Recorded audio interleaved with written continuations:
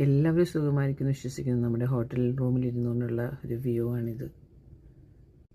ഈ toll building വിജയമാല്യയുടെ വീടാണ്. ടോപ്പിൽ അദ്ദേഹം എത്ര ഭംഗിയോടുകൂടി വീടുണ്ടാക്കി, എത്ര കോസ്റ്റ്ലിയാണ്. അവിടെ നിന്നാൽ ഫുൾ ബാംഗ്ലൂർ കാണാം. ആ ടവറിൽ നിന്നാൽ നോക്കിക്കോ. ആ മനുഷ്യന് ഇത്രയും ഉണ്ടാക്കിയിട്ട് ഈ രാജ്യത്ത് പോലും നിൽക്കാൻ പറ്റാത്തൊരവസ്ഥയിലേക്ക് കടന്നു വന്നുവെങ്കിൽ നമ്മൾ ചിന്തിക്കേണ്ടതായ ഒത്തിരി കാര്യങ്ങളുണ്ട്. മനുഷ്യന് ഒത്തിരി ആഗ്രഹങ്ങളുണ്ട്, പക്ഷേ അവൻ്റെ ഓരോ സ്റ്റെപ്പുകളും ദൈവം ഓർഡർ ചെയ്തിരിക്കുകയാണ്. എന്നെ കേൾക്കുന്ന ദൈവമക്കളെ, നമ്മുടെ ജീവിതത്തിലെ ഓരോ സ്റ്റെപ്പുകളും ശത്രു എത്ര നമുക്കെതിരായി എഴുന്നേറ്റാലും ഒരായുധവും ഫലിക്കുകയില്ല. ഇത് അൽസൂറിലെ ലേക്കാണ്. ഇവിടെ എന്തോരം ജനങ്ങളാണ് താമസം. ഈ ദേശത്തിൽ ദൈവത്തിന് തിരഞ്ഞെടുക്കപ്പെട്ട അനേക ജനമുണ്ട്. അവരെയൊക്കെയും നമ്മൾ ബ്ലസ് ചെയ്ത് പ്രാർത്ഥിക്കുന്ന ഇന്നത്തെ ദിവസം എല്ലാ മനുഷ്യരുടെയും ഉൾക്കണ്ണുകൾ തുറക്കപ്പെടട്ടെ, അന്ധകാരങ്ങൾ മാറിപ്പോകട്ടെ, ശൂന്യതകൾ മാറിപ്പോകട്ടെ. ഹല്ലേലൂയ. നെവർ ഗിവ് അപ്പ് മക്കളെ. ഹല്ലേലൂയ.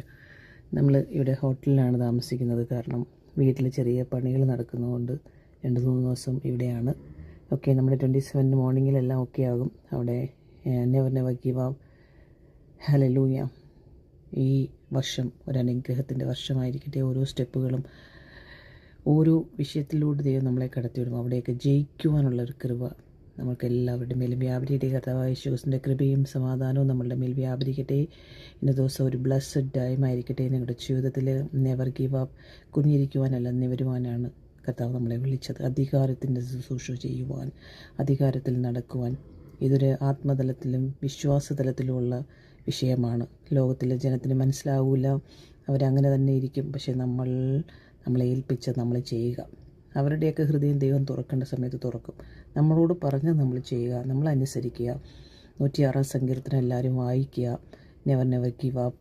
അവർ പുല്ല് തിന്നുന്ന ഒരു ജീവിയെ പോലെ, പശുവിനെ പോലെ, കാളയെ പോലെ ദൈവത്തെ വിചാരിക്കുമ്പോൾ നമ്മുടെ ദൈവം ജീവനുള്ള ദൈവമാണ്. Amen. Never give up. God bless.